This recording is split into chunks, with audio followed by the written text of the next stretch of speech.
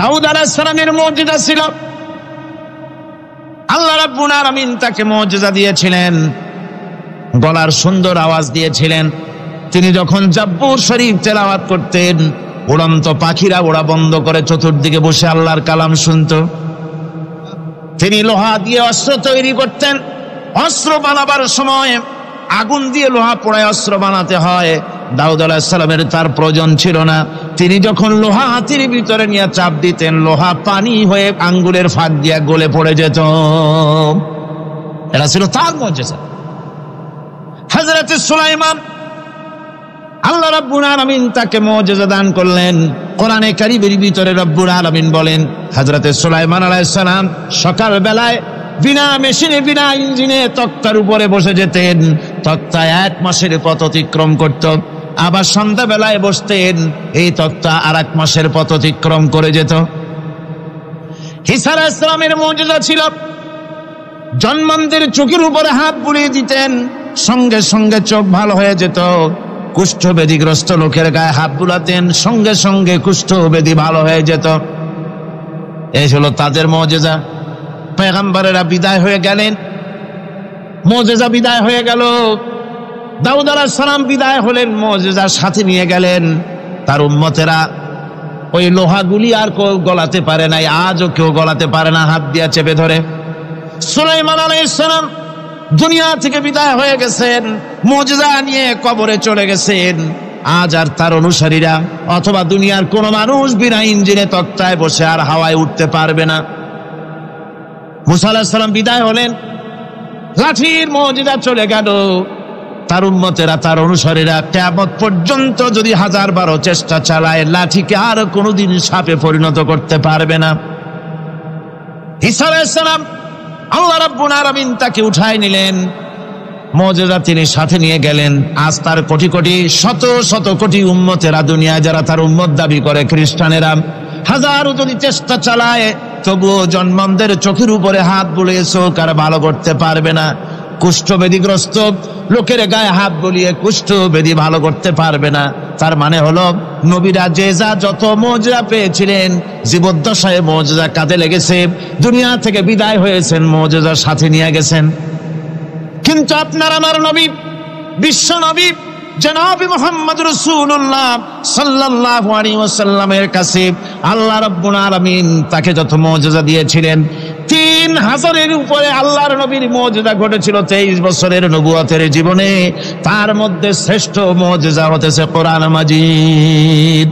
আল্লাহর নবী বিদায় হয়ে গেলেন, মুজিজা সাথে নিয়ে যান নাই, মুজিজা রেখে গেলেন দুনিয়ায়। কিয়ামত পর্যন্ত দুনিয়াবাসী, নবীর উম্মতেরা কোরআনের মুজিজা ব্যবহার করতে পারবে। এই কোরআনে কারীম রাসূল করিম সাল্লাল্লাহু আলাইহি ওয়াসাল্লামের জীবনের শ্রেষ্ঠ মুজিজা। মানুষ পাগল হয়ে গেছে কোরআন শুনে। সুতরাং এই কোরআনের বৈশিষ্ট্য সকল দিক থেকে এক অপূর্ব একটি কিতাবে পরিণত করেছে, যা মানুষকে চিরকাল বিস্ময় হতবাক করে দিয়েছে। কোরআনের আরেকটি বৈশিষ্ট্য হচ্ছে, এই কোরআন এক সময় নাজিল হয় নাই। 30 পারা কোরআন শরীফ একসাথে নাজিল হয়েছে না, কোরআন নাজিল হয়েছে আস্তে আস্তে, ধীরে ধীরে। কত বছর লাগলো? 23 বছরেরও কিছু বেশি সময় ধরে কোরআন ধীরে ধীরে রাসূল করিম সাল্লাল্লাহু আলাইহি ওয়াসাল্লামের কাছে অবতীর্ণ হয়েছে। এমনটি আর কোনো কিতাব হয়নি, যা আর কোনো ধর্মগ্রন্থ যারা অন্যরা দাবি করে, এরকম হয়নি। কোরআনে কারীমের আরেকটি বৈশিষ্ট্য হচ্ছে, যখন কাগজ ছিল না, ছাপাখানা ছিল না, এমনকি টেপ রেকর্ডার ছিল না, তখনকার নাজিলকৃত কিতাব যেভাবে নাজিল হয়েছিল সেইভাবে আজ পর্যন্ত অবিকল টিকে আছে, টিকে থাকবে ইলা ইয়াউমিল কিয়াম। কিয়ামত পর্যন্ত কোরআনে কারীমের এই অকৃত্রিম অবিকৃত অবস্থায় কোরআনে কারীমের এই শান, এই বরকত টিকে থাকবে। এই জন্য কোরআন শরীফ হচ্ছে এই পৃথিবীর মহাবিশ্বের মহাবিস্ময়। কোরআন হচ্ছে পৃথিবীর মহাবিশ্বের মহাবিস্ময়। এর মর্যাদা সম্পর্কে রাসূল করিম সাল্লাল্লাহু আলাইহি ওয়াসাল্লাম বলেছেন, ওয়ান উসমান রাদিয়াল্লাহু তাআলা আনহু أنه قال رسول الله صلى الله عليه وسلم خيركم من تعلم القرآن وعلمه رواه البخاري আল্লাহর নবী বলেন তোমাদের মধ্যে সর্বোত্তম ব্যক্তি সেই, তোমাদের ভিতরে ভালো ব্যক্তি, উত্তম ব্যক্তি সেই যে ব্যক্তি নিজে কোরআন শেখে আর অন্যকে শেখায়। কোরআন যে শেখে আর অন্যকে যে শিখায় সেই ব্যক্তি হলো তোমাদের মধ্যে সর্বোত্তম ব্যক্তি, ভালো ব্যক্তি। সুবহানাল্লাহ পড়েন। কোরআনে কারীমের এই মর্যাদা সম্পর্কে রাসূল করিম সাল্লাল্লাহু আলাইহি সাল্লাম বলেছেন, দুই ব্যক্তিকে, দুই শ্রেণীর লোককে ঈর্ষা করা যায়। অমুকে বিরাট বাড়ি করেছে, সে বাড়ি থেকে হিংসা হয়, আমি ওরকম বাড়ি করব, অমুকের মতো নেতা হব, অমুকের মতো বড় লোক হতে হবে। পরস্ত্রী কাতরতা অথবা ঈর্ষা করা, এরকমের ঈর্ষা করা জায়েজ নাই। রাসূলুল্লাহ বলেছেন দুই ব্যক্তির সঙ্গে ঈর্ষা করা যায়। আন ইবনে উমর রাদিয়াল্লাহু তাআলা আনহু আন্নাহু قال رسول الله صلى الله عليه وسلم لا حسد الا على الاثنين দুই ব্যক্তি ছাড়া অন্য কারো সাথে হিংসা করা যায় না, রিস্ক করা যায় না। কোন কোন ব্যক্তি? রাজুলুন আতাহুল্লাহুল কুরআন ফাহুয়া ইয়াকুমু বিহি আনা আল-লাইলি ওয়া আনা আন-নাহার। ওই ব্যক্তির সঙ্গে ঈর্ষা করা যায়, হিংসা করা যায় যে ব্যক্তিকে আল্লাহ পাক কোরআনের ইলম দান করেছেন, সে ব্যক্তি দিন রাত কোরআন তেলাওয়াত করে, কোরআনের উপরে আমল করে, কোরআনের উপরে থাকে, মানুষকে কোরআনের দাওয়াত দেয়। ওই লোকের সাথে ঈর্ষা করা দরকার যে তার মতো হতে চায়।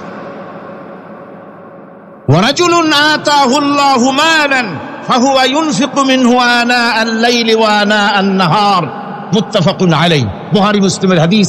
রাসূলুল্লাহ বলছেন অন্য আরেক ব্যক্তি হচ্ছে যে ব্যক্তিকে আল্লাহ পাক মাল দিয়েছেন, সম্পদ দিয়েছেন, ওই ব্যক্তি তার মাল আর সম্পদকে দিন রাত দুহাতে আল্লাহর রাস্তায় খরচ করে। তার মতো হওয়ার জন্য তার সাথে ঈর্ষা করা যেতে পারে। আমার বন্ধুগণ, এ কোরআন হচ্ছে এমন এক কিতাব যে কোরআনকে নিয়ে যারা অগ্রসর হয় আল্লাহ তাদেরকে বাড়ায় দেন, আর কোরআনের সাথে যারা হিংসা করে, বিদ্বেষ করে, আল্লাহ তাদেরকে অধঃপাতিত করে দেন। আন ওমর ইবনে আল-খাত্তাব রাদিয়াল্লাহু তাআলা আনহু আন্নাহু قال رسول الله صلى الله عليه وسلم إن الله يرفع بهذا الكتاب أقواما ويضع به آخرين رواه مسلم। হযরত ওমর রাদিয়াল্লাহু তাআলা আনহু বলছেন যে আল্লাহ পাক এই কোরআনের সাহায্যে এক শ্রেণীর লোককে প্রতিষ্ঠিত করবেন দুনিয়ার বুকে, এবং আখিরাতেও আরেক শ্রেণীর লোককে করবেন অধঃপাতিত। যারা কোরআনের সাথে বিরোধিতা করবে, তারা যদি হিরো হয় আল্লাহ তাদেরকে জিরো বানাবেন। কি বানাবেন? জোরে গান কি বানাবেন? জিরো বানিয়ে দিবেন। আর কোরআনকে নিয়ে যারা আগ বাড়ে, তারা যদি জিরো হয় আল্লাহ পাক তাদেরকে কি বানায় দেন? কোরআনের সাথে বিরোধিতা আজকের নতুন কিছু নয়, আবহমান কাল থেকে কোরআনের সাথে চলছে বিরোধিতা। বিশ্বকবি, কবি সম্রাট আল্লামা ইকবাল, আল্লাহ তাকে জান্নাতুল ফেরদাউস নসিব করুন, সবাই বলুন আমিন। আল্লামা ইকবাল বলেছেন, সতীজা কর রহা হ্যায় আসল সে তাইমরোজ, সতীজা কর রহা হ্যায় আসল সে তাইমরোজ, চরাগে মুস্তফা বি সে শরারে বুলহবিস। মুহাম্মদ সাল্লাল্লাহু আলাইহি ওয়াসাল্লামের দীপ শিখার সাথে, আল্লাহর দ্বীনের সাথে আবু জাহাল, আবুল আহাবের অগ্নিস্ফুলিঙ্গের সংঘর্ষ আবহমান কাল থেকে লেগে এসেছে। কিন্তু ওদের এই অগ্নিস্ফুলিঙ্গের টক্কর লেগে মুহাম্মদ সাল্লাল্লাহু আলাইহি ওয়াসাল্লামের টিম টিম করে জ্বলে ওঠা এই প্রদীপটি প্রচন্ড ঝড়ো হাওয়ার মুখে, টর্নেডো আর গর্কির মুখে নিভে যায়নি, জ্বলছে, জ্বলবে কিয়ামত পর্যন্ত। এটাকে নিভাবার ক্ষমতা বিশ্বের কোনো মানুষের নাই। ফু দিয়ে কেউ যদি নিভাতে চায়, চেহারা শুদ্ধ, মাথা শুদ্ধ, পুড়ে ছাই হয়ে যাবে, কোরআনের আলোকে নির্বাপিত করতে পারবে না।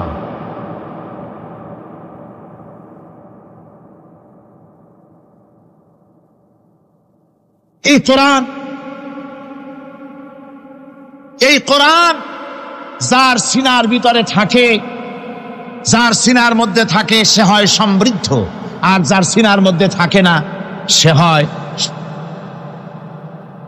আল্লাহর নবী বলেছেন, ইন্নাল্লাযী লাইসা ফী জাওফিহি শাইউম মিনাল কুরআনি কাল বাইতিল খারিব যেই দেহের ভিতরে কোরআন নাই, যেই দেহের ভিতরে, সেই সিনার ভিতরে কোরআন নাই, ওই মানুষটা হতেছে একটা সারা বাড়ির মতো, একটা উজাড় বাড়ির মতো, বিরান বাড়ির মতো। বিরান বাড়িতে কি থাকে? সারা বাড়িতে কি থাকে? কি কয়? না না, ভূত কিসের? খামোখাই ভয় পান আপনারা। ভূত বলে কিছু নাই। হ্যাঁ, শয়তান থাকে, জিন থাকে, তারপরে ওর মধ্যে আর কি থাকে? উতুন পেঁচা থাকে, ইঁদুর থাকে, তেলাপোকা থাকে, উই পোকা থাকে, বাঁদর থাকে, উল্লুক থাকে, সাপ থাকে। রাসূলুল্লাহর কথা দেখেন, কি সুন্দর কথা, সুবহানাল্লাহ সুবহানাল্লাহ। যে দেহের ভিতরে কোরআন নাই, সারা বাড়িতে যা থাকে, পুরো বাড়িতে যা থাকে, বিরাট বাড়িতে যা থাকে, যে দেহে কোরআন নাই সেই দেহের মধ্যে তাই থাকে। আজ দেখুন বাংলাদেশের শিক্ষাঙ্গনে, কলেজ ইউনিভার্সিটিগুলিতে কোরআন পড়ানো হয় না, বলেন ঠিক কিনা? আমাদের বিশ্ববিদ্যালয়গুলিতে কোরআন পড়ানো হয়, তাফসীর পড়ানো হয়, হাদিস পড়ানো হয়, হয় না। হাদিস কোরআন আল্লাহর কালাম পড়ানো হয় না বলে অবস্থা কি হয়েছে? হাদিস থেকে মিলায় নেন, ইন্নাল্লাযী লাইসা ফী জাওফিহি শাইয়্যুম মিনাল কুরআনি কাল বাইতিল খারিব। কোরআন নাই তো সারা বাড়ি, কোরআন নাই তো কি আছে? যে ঘরের মধ্যে মানুষ নাই, উল্লুক থাকে, ভাল্লুক থাকে, শয়তান থাকে, তেলাপোকা থাকে, সারপোকা থাকে, হিংস্র প্রাণী ভরপুর থাকে। যে শিক্ষা প্রতিষ্ঠানে কোরআন পড়ানো হয় না, সেখানেও সন্ত্রাসীরা বাস করতে পারে, ভালো মানুষ টিকতে পারে না।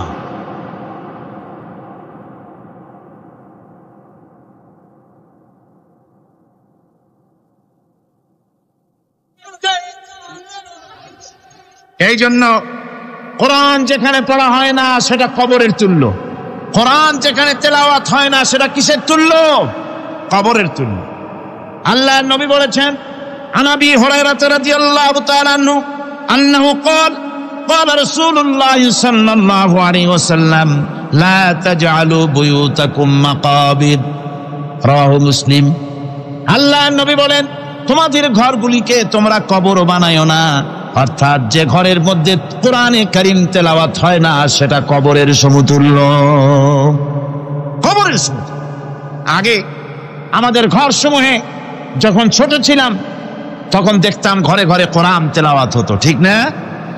প্রত্যেকটা ঘরের জানালা দিয়া সকালবেলা আওয়াজ আসতো, আউযু বিল্লাহি মিনাশ শাইতানির রাজীম, বিসমিল্লাহির রহমানির রহিম। তেলাওয়াতের আওয়াজ ভেসে আসছে। আজ আর এই অবস্থা নাই। আজ ভদ্রলোকের বাড়ির সামনে দিয়ে হেঁটে যাবেন, সকালবেলা কিসের তেলাওয়াত? জনমের ঘুম ঘুমায়, পাইকারি দরে ঘুমায়, ফজরের নামাজ নাই। শহরের অবস্থা, অধিকাংশ বাড়িতে ফজরের নামাজ হয় না।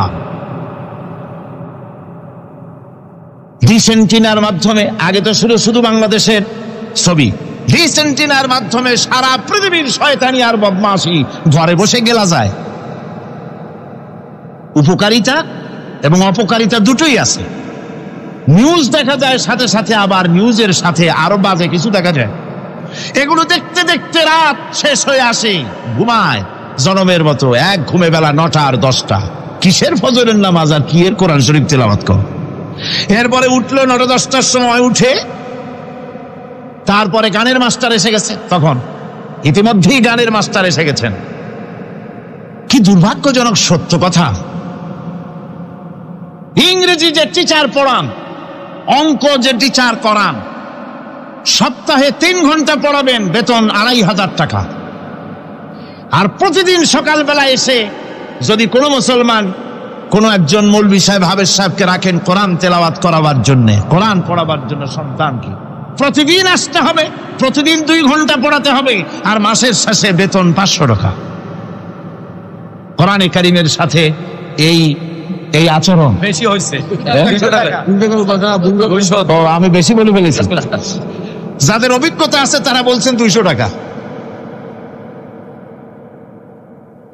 এরপরে অঙ্ক ইংরেজি তো কাজে লাগে, ভালো কথা। তারপরে গানের মাস্টার আসছেন, তিনি শেখাবেন কি? রবীন্দ্রসঙ্গীতের প্যানপ্যানানি, যা শুনলে পরে কানে ময়লা জমে যেতে পারে। যে গান শুনলে জীবিত মানুষ মৃত্যু হয়ে যায়। নজরুলের কথা শেখানো হবে না, তাহলে সেটা হবে সাম্প্রদায়িকতা। গানের মাস্টারকে, নাচের মাস্টারকে 10,000 টাকা, 10,000 টাকা পর্যন্ত বেতন দেওয়া হয়। এ জাতির জন্য আল্লাহর রহমত কেমনে আসবে? কি কারণে আসবে? কোরআনের সাথে এই বেয়াদবি আমরা করেছি। ঘরগুলিকে, আজকে আমাদের ঘরগুলিকে আমরা কবরস্থানে পরিণত করে দিয়েছি। কোরআন তেলাওয়াত হচ্ছে না। আমার বন্ধুগণ, কোরআন তেলাওয়াত করুন, বেশি বেশি তেলাওয়াত করুন, ঘরকে জীবিত করুন, সন্তানকে তেলাওয়াত করান, আপনি নিজেও তেলাওয়াত করেন। কোরআনে কারীম যারা তেলাওয়াত করবেন তাদের সম্পর্কে আল্লাহর নবী বলেন, মান ক্বারাআল কুরআন ফাস্তাজহারাহু ফাহাল্লা হালালাহু ওয়া হাররামা হারামাহু আদখালাহুল্লাহুল জান্নাহ। আল্লাহর নবী বলেন, যে ব্যক্তি কোরআন শরীফ তেলাওয়াত করবে এবং কোরআনের হালাল অনুযায়ী হালালকে মেনে চলবে, হারাম অনুযায়ী হারাম থেকে ফিরে থাকবে, এরকম কোরআনের উপরে যে তেলাওয়াত করবে আর আমল করবে, আল্লাহ রাব্বুল আলামিন কিয়ামতের দিন তাকে জান্নাতের ভিতরে প্রবেশ করাবেন। শুধু বেহেশতে যাবে না, ওয়াসাফাহু ফি আশরাতিন মিন আহলি বাইতিহি কুল্লুহুম কাদ ওয়াজাবাত লাহুন নার। নবীজি বলেন, এই কোরআনে কারীমের বরকতে কিয়ামতের দিন ওই ব্যক্তি তার রক্ত সম্পর্কিত 10 জন আত্মীয়র ব্যাপারে সুপারিশ করার জন্য তৌফিক পাবে আল্লাহর দরবারে। এমন 10 ব্যক্তি, যেই 10 ব্যক্তির জন্য হিসাবের পরে জাহান্নাম ওয়াজিব হয়ে গিয়েছিল, এমন 10 ব্যক্তি সম্পর্কে কোরআনের তেলাওয়াতকারী আর আমলকারী আল্লাহর দরবারে সুপারিশ করার জন্য পারমিশন পাবেন। এমন নিয়ামত, সেই নিয়ামত থেকে আমরা বঞ্চিত হয়ে যাচ্ছি। আমি বলি না যে আপনারা কলেজ ইউনিভার্সিটিতে ছেলেদের পড়তে দিবেন না, আমি তা বলি না। তারা কলেজ ইউনিভার্সিটিতে বিলক্ষণ পড়াশোনা করুক, কিন্তু তাদেরকে কোরআন শরীফ শিখান। লক্ষ লক্ষ টাকা খরচ করলেন ছেলের পেছনে, কিন্তু কোরআন শিখালেন না। আপনি মরে গেলে আপনার জানাজাটা পড়বে, এ তৌফিকও সে পেল না। জানাজার ইমামতি তো দূরের কথা, জানাজার নিয়ত জানে না, পাক পবিত্রতা জানে না। বাপ মরে গেছে, সে তখন ছিল মার্কেটে, শুনলো বাপ মরছে, তাড়াতাড়ি জানাজায় শরীক হতে হবে। প্যান্টও পাক নাই, যেহেতু পেশাবের যখন বেগ এসেছিল দেওয়ালের পাশে দাঁড়াইয়া কাম সারছে, ধোয়া মোছার কাম নাই, মাথায় টুপি নাই, নাক মোছা রুমাল ছিল পকেটে, রুমালটা মাথায় দিয়া দাঁড়ায় গেল। আল্লাহু আকবার। বাপের কপালে যা আছে তাই হোক। তারপরে বাপ মরে গেছে, কান্না শুরু করেছে। যেদিন মরছে সেদিন কানতেছে, পরের দিনও একটু মুখ মলিন কান্দে। নাম বল্টু মিয়া। তার আবার এক বন্ধু আছে, তার নাম শান্টু মিয়া। শান্টু মিয়া বলছে, মিয়া বল্টু কান্দো কেন? কয় বাপ মরে গেছে। কয় এগুলো বাঁচে নাকি? এগুলো মরিয়ে যায়, আমার একটা ছিল ওটাও মরছে। চিরকাল কারো বাপ থাকে, সুতরাং এত মন খারাপ কেন? আসো, ইন্ডিয়া থেকে ভালো একটা বই আসছে, সেইটা দেখে এত আনন্দ পাবে। বাপ তো বাপ, 14 গোষ্ঠী মরলেও মনের দুঃখ মুছে যাবে। এরপরে বাড়ি এনে তাকে সিনেমার ছবি দেখানো হলো। ছবি সে দেখলো, ফেরার সময় বাপের কবরের কাছ থেকে যাওয়ার সময় দাঁড়িয়ে গেল ক্ষণিকের জন্য। আহারে বাপ, বিদায় হয়ে গেলা, কি দেব তোমারে? কিছু তো নাই আমার কাছে, তাই সারা রাত ধরে যা কিছু দেখলাম এগুলি তোমার আমলনামায় দিয়ে গেলাম। জোরে কর নাউজুবিল্লাহ। আমি সমস্ত পিতাদেরকে বলতে চাই, সন্তানদেরকে কোরআন শিখান, কাজে লাগবে। কোরআন শিখালে কাজে লাগবে। কোরআন শরীফ মুখস্থ করে, বেশি করে মুখস্থ করেন কোরআনে কারীম, আপনার ফায়দা হবে। হযরত ওমর রাদিয়াল্লাহু তাআলা আনহু বর্ণনা করছেন যে রাসূল কারীম সাল্লাল্লাহু আলাইহি ওয়াসাল্লাম বলেছেন, ইউকালু লিসাহিবিল কুরআনি ইকরা ওয়ারাত্তিল কামা কুনতা তুরাত্তিলু ফিদ দুনিয়া। কিয়ামতের দিন জান্নাতীদেরকে, বেহেশতীদেরকে আল্লাহ রাব্বুল আলামিন বলবেন, কোরআন শরীফ তেলাওয়াত করো আর উপরের দিকে উঠতে থাকো।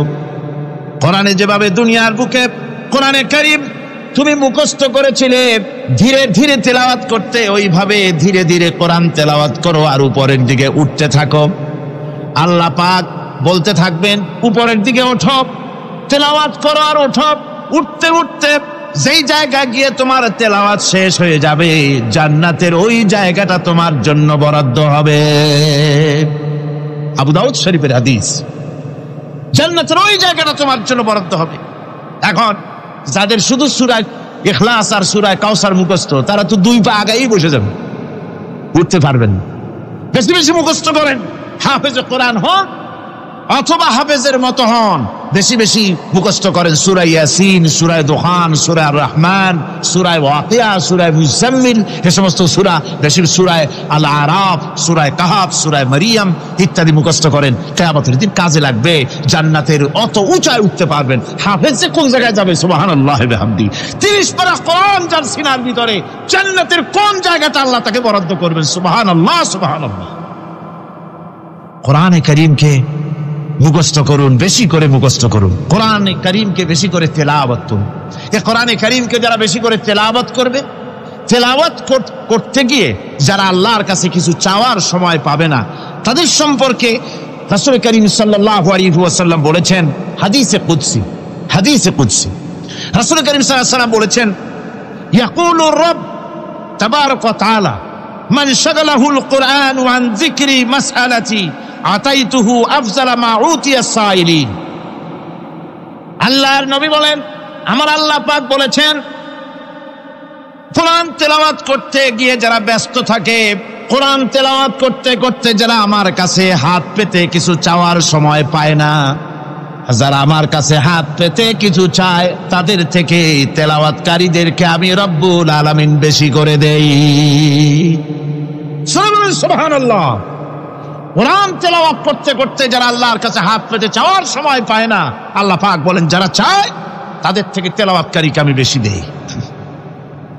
আমার বন্ধুগণ, শুধু তাই নয়, এ কোরআনে কারীম যারা তেলাওয়াত করবে, আমল করবে, কিয়ামতের দিন তার মা বাপের মাথার উপরে আল্লাহ রাব্বুল আলামিন, আবু দাউদ শরীফের হাদিসে এসেছে, তার মা বাপের মাথার উপরে নূরের টুপি পরিধান করানো হবে। এমন নূরের টুপি, এমন নূরের তাজ পরানো হবে, চন্দ্র সূর্যের আলোকে ম্লান করে দেবে। হাসরবাসীরা প্রশ্ন করবেন, এ লোকটি কে? কোনো ফেরেশতা নাকি? বলে না। কোনো নবী নাকি? বলে না। তবে কি তিনি কে? জবাব হবে, ইনি হচ্ছেন সেই ব্যক্তি যিনি তার সন্তানদেরকে কোরআন শিখিয়েছিলেন। কোরআন শিখানোর কারণে আল্লাহ রাব্বুল আলামিন আজ তার মা বাপের মাথার উপরে নূরের টুপি পরিধান করে হাসরের ভিতরে মর্যাদা দিলেন। কিয়ামতের দিন দুনিয়া মর্যাদা পাওয়া যাবে, আখিরাতেও মর্যাদা পাওয়া যাবে যদি কোরআনে কারীমকে তেলাওয়াত করা যায়, আমল করা যায়, বোঝা যায়, তাহলে এই সমস্ত নিয়ামত আল্লাহ পাক দান করবেন। সুতরাং এই এত বড় নিয়ামত থেকে আমরা যেন কেউ বঞ্চিত হয়ে না যায়। কোরআন হচ্ছে এমন এক কিতাব যার তাফসীর লেখা হয় নাই। পৃথিবীতে এমন কোনো ভাষা নাই, পৃথিবীর উল্লেখযোগ্য সবগুলি ভাষায় কোরআনে কারীমের তাফসীর লেখা হয়েছে, কিন্তু কোন মুফাসসির আজ পর্যন্ত কথা বলেন নাই যে আমি যে তাফসীর লিখছি এর চাইতে ভালো তাফসীর আর কেউ লিখতে পারেও না, আর পারবেও না, এটা শেষ, আর তাফসীর লেখা লাগবে না। এ কথা কেউ বলতে পেরেছে? জোরে বলেন, পেরেছে? পারে নাই। তার কারণ কি? আল্লাহ রাব্বুল আলামিন বলেন, قُلْ لَوْ كَانَ الْبَحْرُ مِدَادًا لِكَلِمَاتِ رَبِّي لَنَفِدَ الْبَحْرُ قَبْلَ أَن تَنفَدَ كَلِمَاتُ رَبِّي وَلَوْ جِئْنَا بِمِثْلِهِ مَدَدًا। আল্লাহ পাক বলেন, নবী আপনি বলুন, আমার রবের কথাগুলি লেখার জন্য যদি সমুদ্রের পানিগুলি, সমুদ্রের সমস্ত পানিগুলি যদি কালিতে পরিণত হয়ে যায়, আর আমার রবের কথাগুলি যদি লেখা শুরু হয়ে যায়, আমার রবের কথাগুলি লেখার পূর্বে সমস্ত সমুদ্রের পানিগুলি শেষ হয়ে যাবে। তারপরে যদি আবার সমুদ্র ভরে দেওয়া হয়, আরো যদি লেখা হয়, তবুও আমার রবের কথা লেখা শেষ হবে না। আল্লাহ রাব্বুল আলামিন বলেন, وَلَوْ أَنَّ مَا فِي الْأَرْضِ مِنْ شَجَرَةٍ أَقْلَامٌ وَالْبَحْرُ يَمُدُّهُ مِنْ بَعْدِهِ سَبْعَةُ أَبْحُرٍ مَا نَفِدَتْ كَلِمَةُ اللَّهِ। আল্লাহ রাব্বুল আলামিন বলেন, মা নাফিদাত কালিমাতুল্লাহ। আল্লাহ পাক বলেন, 7টা সমুদ্রের পানি যদি একত্রিত করা হয়, 7টা সমুদ্রের পানি যদি এক জায়গায় করা হয়, এই পানিগুলি যদি কালিতে পরিণত হয়ে যায়, আর পৃথিবীর সমস্ত গাছগুলি যদি কলমে পরিণত হয়ে যায়, ওই গাছগুলি দিয়ে যদি ওই পানির রূপ কালি দিয়ে আমার প্রভুর কথা, আল্লাহ রাব্বুল আলামিনের কোরআনের কথা যদি লেখা শুরু হয়ে যায়, লিখতে লিখতে সমস্ত পানিগুলি গাছগুলি শেষ হয়ে যাবে, আল্লাহ পাকের কালামের ব্যাখ্যা লেখা শেষ হবে না। মা নাফিদাত কালিমাতুল্লাহ, আল্লাহর কথা লেখা শেষ হবে না। এত বড় বিরাট আজিম কিতাব আল্লাহ পাক আমাদেরকে দান করেছেন, সুবহানাল্লাহ পড়েন। এই কিতাবের এত বড় গুরুভার আল্লাহ রাব্বুল আলামিন বলেছেন, লাউ আনজালনা হাযাল কুরআনা আলা জাবালিন লারাআইতাহু খাশিআম মুতাসাদ্দিআম মিন খাশিয়াতিল্লাহ। আমি যদি এই কোরআনকে পর্বতের উপরে নাজিল করতাম, তাহলে তুমি দেখতে পেতে আমার ভয় ভীত সন্ত্রস্ত হয়ে পাহাড়গুলো চূর্ণ বিচূর্ণ হয়ে যেত। এত বড় আসিম কিতাব আমি তোমাদেরকে দান করেছি, যার গুরুভার বহন করতে কেউ রাজি হয়নি, পাহাড় পর্বত কেউ রাজি হয়নি, মানুষ রাজি হয়েছে। এই মানুষের উপরে আমি এটা অবতীর্ণ করেছি, গোটা বিশ্ববাসীর সামনে এই কিতাব আমি দিয়েছি তোমাদেরকে, এর দ্বারা হেদায়েত তোমরা গ্রহণ করবে। কিয়ামতের দিন আল্লাহর এই বিরাট নিয়ামত আমাদেরকে দান করলেন, আমরা এই নিয়ামতের না শকর করেছি, অর্থাৎ এই কোরআনকে আমরা ব্যবহার করেছি সঠিকভাবে করি নাই, বেঠিকভাবে করেছি। প্রথম দিন দ্বিতীয় দিন আমি বলেছি কোরআন শরীফকে শুধু তাবিজ তুমারের জন্য, শুধু সওয়াবের জন্য তেলাওয়াত করেছি। আসলে শুধু সওয়াবের জন্য তো আসেনি কোরআন। কোরআন বুঝতে হবে, আমল করতে হবে, তবে না শান্তি পাবো। আপনি যদি কোরআন হচ্ছে মানুষের জীবন সমস্যার সমাধানের গ্রন্থ, ওষুধ খেলে রোগ ভালো হয়। ওষুধ খেলে কি হয়? কেউ যদি সকাল বেলায় তসবিহ হাতে নিয়ে 500 বার পড়ে ওষুধ ওষুধ ওষুধ, 500 বার পড়লো, রোগ কি ভালো হবে? বরং রোগ আরো বাড়তে পারে চিল্লাইতে চিল্লাইতে। শীতের জন্য লেপ গায়ে না দিয়া কেউ যদি চিল্লাইতে থাকে, জিকির করে লেপ্ত শোক লেপ্ত শোক লেপ্ত শোক, শীত কি বন্ধ হবে নাকি? পানির পিপাসায় ছটফট করে মানুষ যদি চিল্লায় পানি পানি পানি পানি পানি, পানির পিপাসা আরো বাড়বে। তাহলে কি বোঝা গেল? পিপাসা লাগলে পানি পান করতে হবে, শীত লাগলে কম্বলটা গায়ে দিতে হবে, রোগ হলে ওষুধটা খেতে হবে, তাহলে সব সমস্যার সমাধান হবে। অনুরূপ ভাবে আমরা শুধু কোরআনে কারীমকে তেলাওয়াত করি সওয়াবের নিয়তে, তার হুকুমগুলি জীবনের উপরে আমল করি না বলে আজকের জীবন আমাদের বিপর্যস্ত হয়েছে। ব্যক্তিতে, পরিবারে, রাষ্ট্রে শান্তি নাই, কোথাও শান্তি নাই এই কারণে। আর কিয়ামতের দিন রাসূল আসামি করবেন তাদেরকে যারা কোরআন অমান্য করেছে। রাসূল হবেন বাদী। বাদী হবেন কে? যারা বলেন কে বাদী হবেন? রাসূল। আসামি হবে কারা? যারা কোরআন ছেড়ে দিয়েছে। আল্লাহ রাব্বুল আলামিন বলেন, وقال الرسول يا رب إن قومي اتخذوا هذا القرآن مهجورا। কিয়ামতের দিন রাসূল আল্লাহর দরবারে ফরিয়াদ করবেন, আয় আমার রব, আয় আমার আল্লাহ তাআলা, এই সমস্ত লোকগুলি তোমার কালামকে, তোমার কোরআনকে অপ্রয়োজনীয় জিনিস বলে তারা পরিত্যাগ করেছিল। কোরআনকে অপ্রয়োজনীয় মনে করেছে, কোরআনের সাথে ঠাট্টা করেছে, বিদ্রুপ করেছে। কোরআন শিক্ষা ভিক্ষার ঝুলি, শেখার বুলি মনে করেছে।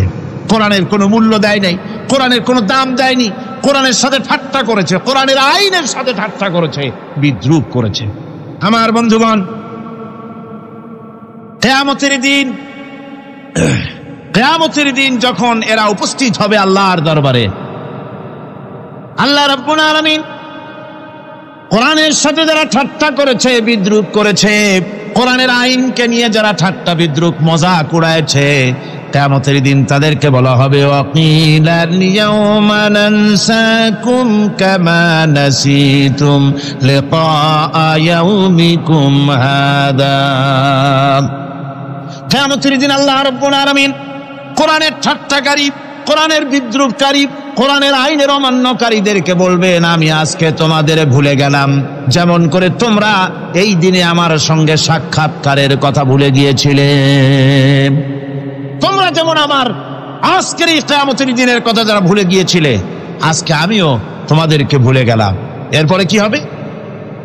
ওয়ামাওয়াকুমুন নার ওয়া মা লাকুম মিন নাসিরিন। আল্লাহ পাক বলেন এরপরে এদের জায়গা হবে জাহান্নাম, আর এদের সাহায্যকারীও কেউ থাকবে না, জাহান্নামে চিরকাল থাকতে হবে।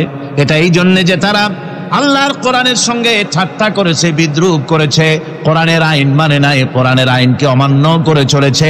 এই জন্য কিয়ামতের দিন আল্লাহ রাব্বুল আলামিন তাদেরকে শাস্তি প্রদান করবেন। কোরআন পৃথিবীর বুকে আল্লাহ নাজিল করেছেন, শুধু তেলাওয়াত করবেন ঝুলে ঝুলে, এজন্য নয়। কি জন্য নাজিল হলো? এবার উদ্দেশ্য শুনুন। আল্লাহ পাক বলেন আর রহমান আল্লামাল কোরআন।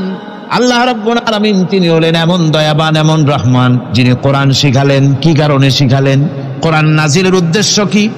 আল্লাহ পাক বলেন ইন্না আনজালনা ইলাইকাল কিতাবা বিল হাক্কি লিতাহকুমা বাইনান নাসি বিমা আরাকাল্লাহ। আল্লাহ পাক বলেন এই কিতাব আমি আপনার প্রতি অবতীর্ণ করেছি এই জন্যে যাতে করে আপনি আল্লাহর প্রদর্শিত এই বিধান অনুযায়ী মানুষের উপরে বিচার ফয়সালা করতে পারেন। মানুষের উপরে আইন চলবে আল্লাহ। কার আইন? জোরে বলেন কার আইন? আলা লাহুল খালক ওয়াল আমর। সৃষ্টি যার, আইন চলবে কার? আল্লাহ পাক বলেন এই জন্য নাজিল করলাম, কোরআন নাজিল করেছি যাতে করে কোরআনের আইন দিয়ে বিচার ফয়সালা করতে পারেন, সেই জন্যই কোরআন নাজিল করলাম। আসলে আল্লাহ নবীর এই পৃথিবীতে আগমনের উদ্দেশ্য ওটাই ছিল। হুয়াল্লাযী আরসালা রাসূলাহু বিল হুদা ওয়া দীনিল হক লিইয়ুযহিরাহু আলাদ-দীনি কুল্লিহি ওয়া কাফা বিল্লাহি শাহীদা। আল্লাহ রাব্বুল আলামিন বলেন আমি আমার রাসূলকে দ্বীনে হক সত্যের বিধান সহকারে দুনিয়ায় প্রেরণ করেছি। লিইয়ুযহিরাহু আলাদ-দীনি কুল্লিহি আয় লিইয়ুগলিবাহু আলা সাইরিল আদিয়ান। সমস্ত আদিয়ানে বাতিলের উপরে আমার দ্বীনকে বিজয়ী করে দেওয়ার জন্য আমি রাসূলের কাছে কিতাব সহকারে তাকে অবতীর্ণ করেছি। এ দায়িত্ব শুধু মুহাম্মদ সাল্লাল্লাহু আলাইহি ওয়াসাল্লামের ছিল না, দুনিয়ার উপরে আল্লাহর দ্বীন কায়েম করা, আল্লাহর বিধান অনুযায়ী মানুষের বিচার ফয়সালার দায়িত্ব শুধু মুহাম্মদ সাল্লাল্লাহু আলাইহি ওয়াসাল্লামের ছিল না, সমস্ত নবীদের ছিল। কাদের ছিল? সব নবীদের ছিল। فبعث الله النبيين مبشرين منذرين وأنزل معهم الكتاب بالحق ليحكم بين الناس। আল্লাহ পাক বলেন সমস্ত নবীদের কাছে আমি কিতাব অবতীর্ণ করেছি এই জন্য যে তারা সহজ এবং সোজা পথে যারা চলতে চায় তাদেরকে তিনি সুসংবাদ দিবেন, আর বাঁকা পথে যারা চলবে তাদেরকে তিনি জাহান্নামের ভীতি প্রদর্শন করবেন। আর আমি তার উপরে যে কিতাব অবতীর্ণ করেছি এই কিতাব দিয়ে জনগণের উপরে বিচার ফয়সালা করবে, আইন চলবে আল্লাহর কিতাব দিয়ে। আইন চলবে কি দিয়ে? আল্লাহর কিতাব দিয়ে। আল্লাহর কিতাব অনুযায়ী জনগণকে পরিচালিত করবেন। এই জন্য আমি এই কোরআনকে নাজিল করেছি, অতীত এই কিতাবগুলি নাজিল করেছি। কুল ইয়া আইয়ুহান নাসু ক্বাদ জাআকুমুল হাক্কু মির রাব্বিকুম। আল্লাহ পাক বলেন নবী আপনি বলে দেন, আপনি বলুন হে মানব সকল, আল্লাহর পক্ষ থেকে তোমাদের জন্য মহাসত্য এসেছে, এই মহাসত্য যদি অনুসরণ করো তোমাদের জন্য কল্যাণ করা হবে। ওমান দাল্লা ফাইন্নামা ইয়াদুল্লু আলাইহা। আর যদি কোরআনকে অমান্য করো, আল্লাহর কিতাবকে অমান্য করো, তাহলে তোমাদের জন্য অকল্যাণ হবে। আজ আপনারা বলেন আল্লাহর কিতাবের আইন কি আমাদের দেশে চলে? কোরআনের আইন কি চলে? চলে না। কোরআনের আইন চলে না। আমরা কি খুব শান্তিতে আছি? খুব আরামে আছি? শ্রমিকরা তাদের শ্রমের মূল্য পায়, কৃষক তার উৎপাদিত পণ্যের সঠিক দাম পায়, নারী তার সতীত্বের মর্যাদা পায়। জনগণ কি আরামে ঘুমাতে পারে? না, জনগণ রীতিমতো দুবেলা পেট পুরে সমস্ত জনগণ খেতে পারে। এর একমাত্র কারণ হচ্ছে কোরআনের আইনকে অমান্য করা হয়েছে। ভালো করে কান পেতে শুনুন, আল্লাহ রাব্বুল আলামিন কোরআনে কারীমের মধ্যে পরিষ্কার করে বলেছেন, ওয়া মান লাম ইয়াহকুম বিমা আনজালাল্লাহু ফাউলাইকা হুমুল কাফিরুন। যারা নাকি আমার দেওয়া বিধান অনুযায়ী, কোরআন অনুযায়ী যারা বিচার ফয়সালা করে না, ফাউলাইকা হুমুল কাফিরুন, ফাউলাইকা হুমুল যালিমুন, ফাউলাইকা হুমুল ফাসিকুন। যারা আমার দেওয়া বিধান অনুযায়ী বিচার ফয়সালা করে না, তারা কাফির, তারা জালিম, তারা ফাসিক। সুতরাং এর ভিতরে এই জুলমের মধ্যে জালিমদের অন্তর্গত, ফাসিকদের অন্তর্গত হয়ে বাংলাদেশের বহু মুসলমান, পৃথিবীর বহু এলাকার মুসলমান এর মধ্যে লিপ্ত হয়ে আছে। কোরআনের আইন চালু না করলে পরে, কোরআনের আইন না মানলে পরে জালিম হতে হবে, কাফির হতে হবে, ফাসিক হতে হবে। অর্থাৎ যতখানি না মানবে ততখানি এই বিশেষণে বিভূষিত হতে হবে। আমার বক্তব্য হচ্ছে, কোরআনে কারীম পৃথিবীতে এসেছে শাসন করতে দুনিয়াকে। তার মধ্যে রয়েছে রাজনীতি, অর্থনীতি, সব কিছু। এই বিচার ফয়সালা কোরআন থেকে যারা গ্রহণ করে না, রাসূলকে যারা বিচারক মানে না, তাদের সম্পর্কে আল্লাহ পাক কি বলছেন শুনুন। فلا وربك لا يؤمنون حتى يحكموك فيما شجر بينهم ثم لا يجدوا في أنفسهم حرجا مما قضيت ويسلموا تسليما। আল্লাহ রাব্বুল আলামিন বলেন, ফালা ওয়ারাব্বিক, কখনো নয় হে নবী, আপনার রবের কসম, কখনোই নয়, ওরা মুমিন নয় যারা নাকি তাদের জীবনের সব কিছুর ব্যাপারে যতক্ষণ পর্যন্ত আপনাকে বিচারক না মানে, আপনার দেওয়া ফয়সালাকে গ্রহণ না করে, এবং আপনি বিচার করার পর, ফয়সালা দেওয়ার পরে এটার উপরে দ্বিধাহীন চিত্তে মেনে যতক্ষণ না নিবে, ততক্ষণ পর্যন্ত তারা যত ঈমানের দাবি করুক, তারা আসলে মুমিন না। এ ফতোয়া কার? এ ফতোয়া কার? আল্লাহ রাব্বুল আলামিনের ফতোয়া। কখনো মুমিন হতে পারবে না যারা রাসূলুল্লাহকে ফয়সালাকারী হিসেবে গ্রহণ না করবে, কোরআনকে সংবিধানের উৎস হিসেবে গ্রহণ না করবে। কোরআন এসেছে আইনের কিতাব হিসেবে পৃথিবীর মানুষকে পরিচালিত করার জন্য। আজ এই কোরআনের আইন যারা মানে সেখানে শান্তি পায়, কোরআন যেখানে মানে না সেখানে শান্তি হয় না। রাসূল করিম সাল্লাল্লাহু আলাইহি ওয়াসাল্লাম 23 বছর ধরে কঠিন সাধনা করে, কঠিন সাধনার মাধ্যমে আল্লাহর এই কোরআনের আইন দিয়ে এমন একটি সুন্দর সমাজ প্রতিষ্ঠা করেছিলেন, যেই সমাজে চুরি ছিল না, ডাকাতি ছিল না, জেনা ছিল না, ব্যভিচার ছিল না, হত্যা ছিল না, মানুষ আরামে ঘুমিয়েছিল ঘরের দরজা খুলে। সুবহানাল্লাহি ওয়া বিহামদিহি।